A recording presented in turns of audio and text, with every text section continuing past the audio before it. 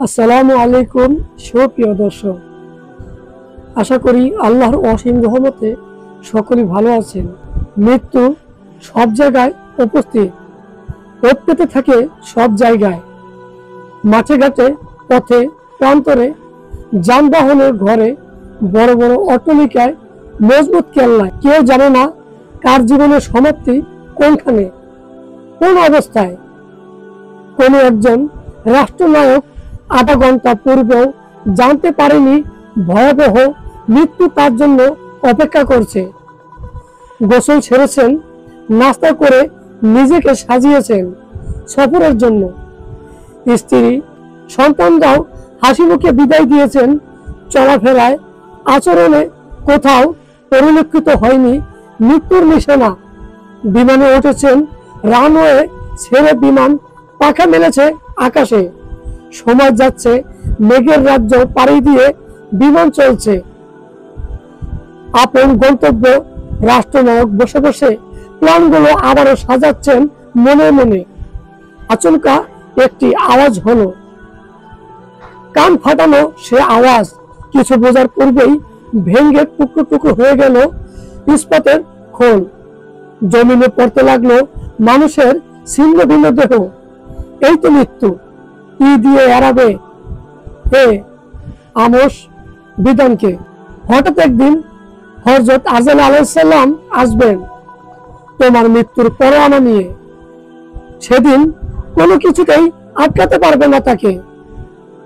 ফেরার আর কোনো পথ নেই। দুনিয়ার দুয়ার তোমার জন্য বন্ধ হয়ে গেছে, পরকালের দুয়ার খুলে গেছে। তোমার চোখ দুটি ভয়ে বিস্ফোরিত বড় হয়ে উঠেছে।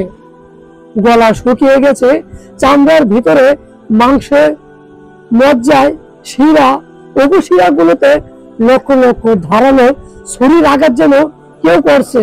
আহ, সে কি যন্ত্রণা!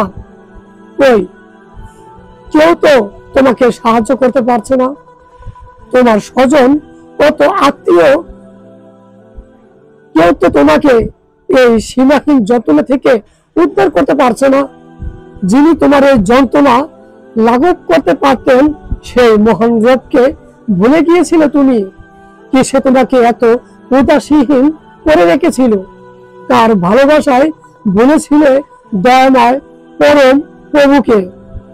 যাদের জন্য ভুলেছিলে মহান প্রভুকে, তারা আজ কোথায়?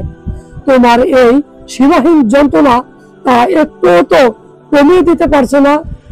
দেখো, তারা তোমাকে মুগ্ধ করেছিল, তারা আজ উদ্ধার করুক তোমায়।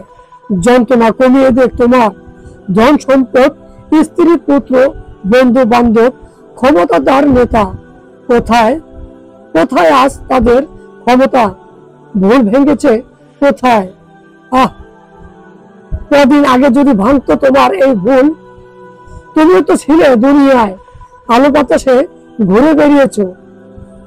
অবলীলায় কত মৃত্যুদের জানাজা পড়েছ, কত মৃত্যুকে কাঁধে করে কবরস্থানে পৌঁছে দিয়েছ। আর আজ মৃত্যু দূত এসেছে, ছটফট করছো, ঘামছো পিপাসায়। তুমি কাতর, সাত সমুদ্র পানিতেও তোমার পিপাসা মিটবে না। প্রাণ এসে হাজির হয়েছে গলায়, আটকে আছে কাটার মতো। দম নিতে পারছো না।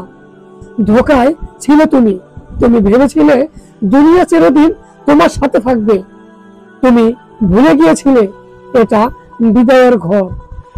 আমার সম্মানিত ভাই ও বোনেরা, আমরা দুনিয়ার সামান্য যশ খ্যাতি পেয়ে খুব খুশি হই, সম্পদ পেয়ে খুশি হই, মগ্ন হয়ে পড়ি বড় বড় আশা নিয়ে। আরে ভাই, স্বপ্নের ঘরে কল্পনার রঙিন চশমা পরে আমরা আনন্দে বিভোর হয়ে আছি, অথচ মরণ চেপে বসে আছে আমাদের ঘাড়ে। আচমকা আসবে, কেড়ে নেবে জীবনের সব আনন্দ। থেমে যাবে দুনিয়ার সব বাস্তবতা। রেখে যায় ছেলে মেয়ে বা স্বজন, কেউ বা স্ত্রী স্বজন হারা, এতিম স্ত্রী বিধবা, বাবা মা সন্তান হারা। হাড় মাংস সব জমিন গ্রাস করে শুরু হয় পরকালীন জীবন।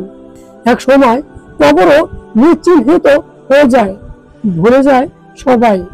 এই তো দুনিয়ার জীবনের স্থায়িত্ব অল্প সময়, মাত্র কয়েক বছর, অথচ পরকালীন জীবনের কোনো সীমা নেই।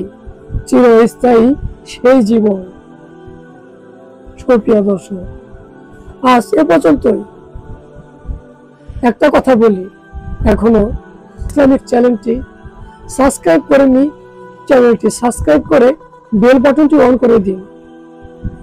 আপনাদেরকে আরো নতুন নতুন ভিডিও উপহার দেব ইনশাআল্লাহ।